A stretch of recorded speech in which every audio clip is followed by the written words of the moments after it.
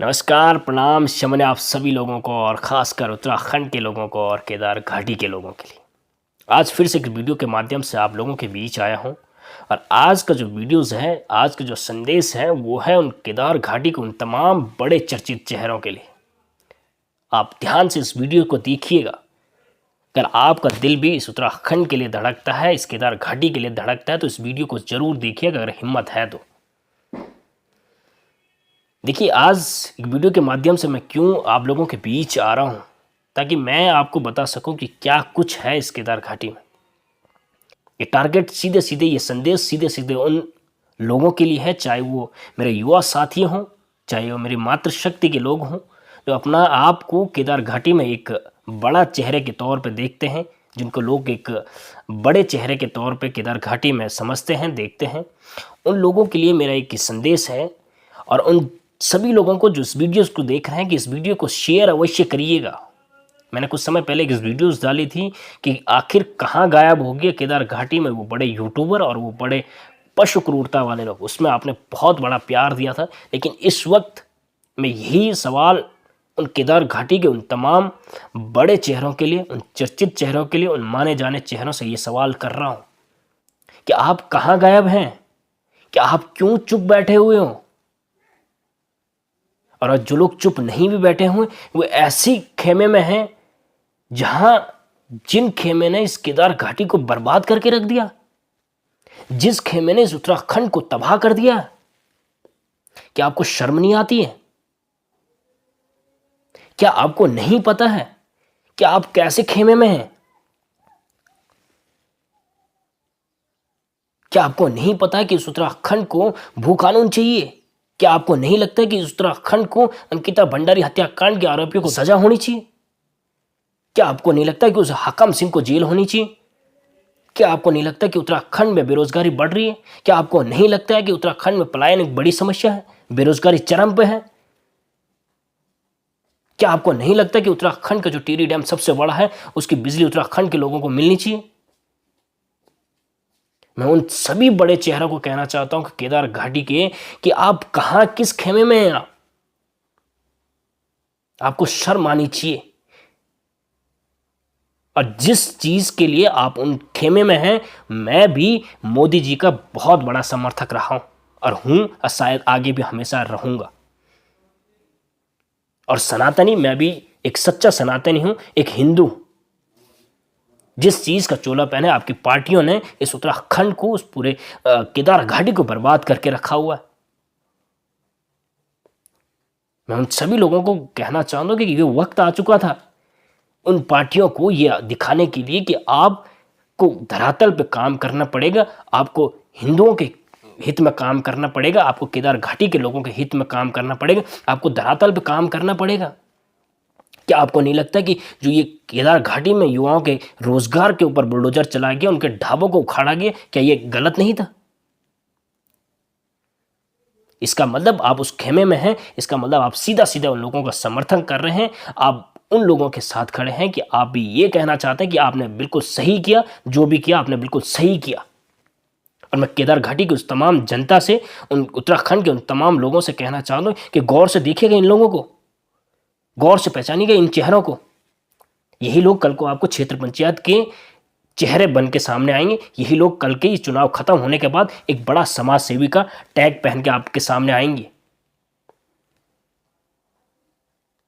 अरे आपको तो इस वक्त उन पार्टियों के खिलाफ होना चाहिए था जिन्होंने इस केदार घाटी का, इस उत्तराखंड का बर्बाद करके रख दिया। आप सिर्फ अपने निजी स्वार्थ के लिए, आप अपने निजी स्वार्थ के लिए उन पार्टियों के साथ खड़े हो।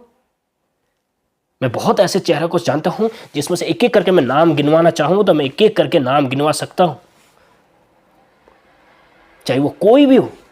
और इन सभी चेहरों को, जितने भी केदार घाटी विधानसभा में जो चेहरे आते हैं, जो चर्चित चेहरे हैं, जो जाने माने चेहरे हैं, उन सबको मैं अपने जीवन का आइडल मानता था, अपने जीवन को एक मार्गदर्शक के तौर पर उनको लेता था, क्योंकि उनका संघर्ष, उनका परिश्रम मेरे लिए हमेशा से एक आइडियल रहा है, एक प्रेरणादायक रहा है।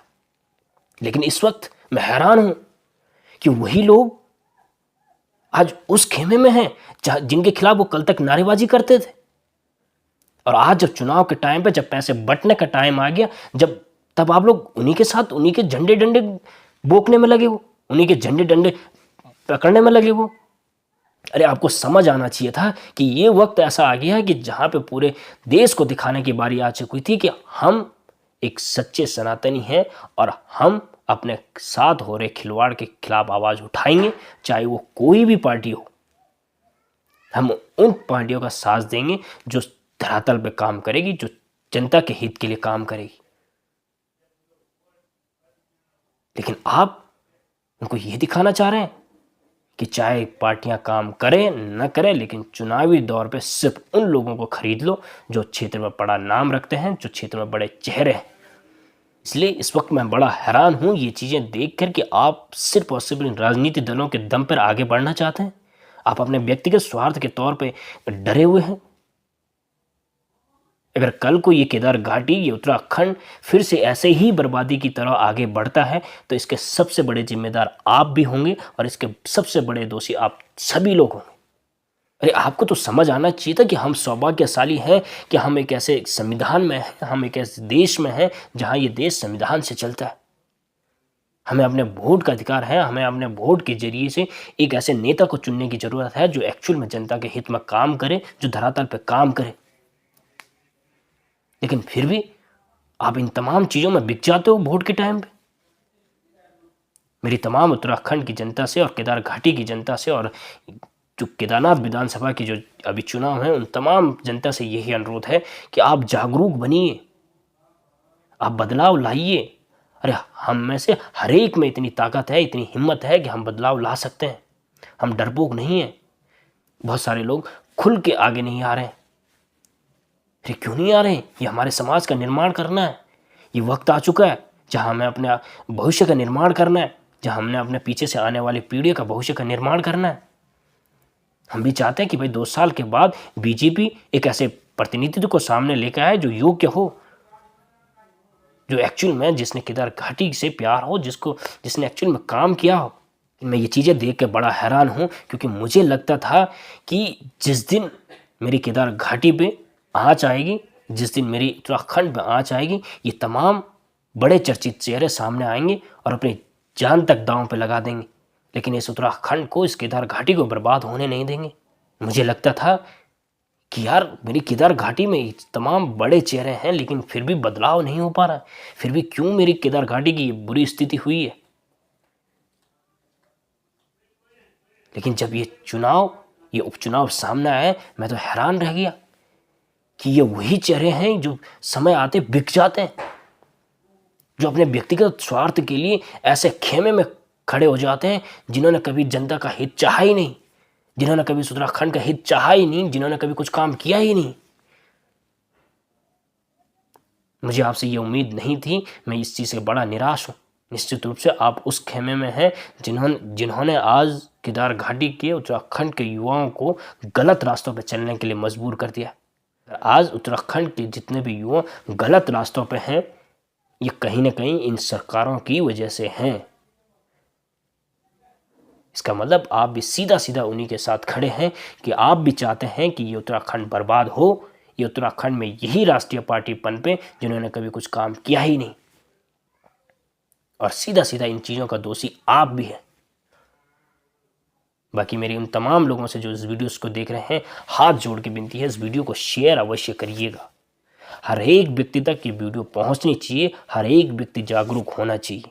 आप उस व्यक्ति को अपना वोट दें जिन्होंने एक्चुअल में आपके क्षेत्र में, आपके समाज में काम किया। तो चलिए मिलते हैं कुछ ऐसे वीडियोस के साथ। तब तक के लिए अपना ख्याल रखिए। नमस्कार।